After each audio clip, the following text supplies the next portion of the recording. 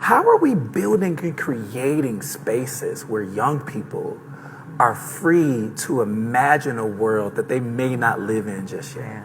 I think about this a lot, the spaces that we're creating, and then I think about what space is.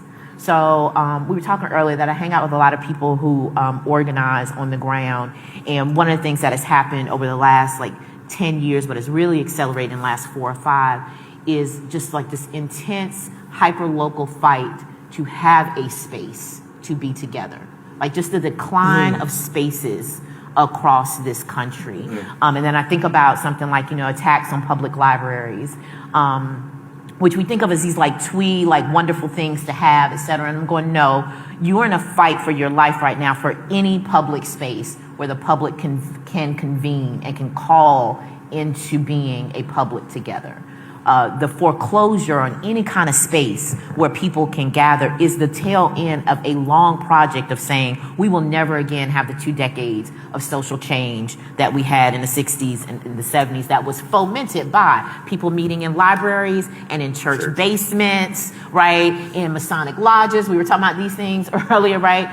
Everybody who has a physical space somewhere has an amount of power at this point to convene people that is a threat to a lot of powerful interests.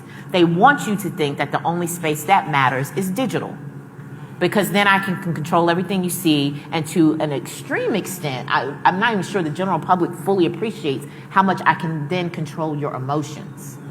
To Jason's point, I can make you feel like you took meaningful action while curtailing your possibility of actually acting. The most powerful thing I can do to you is I can get you to think that the only space that you need is online.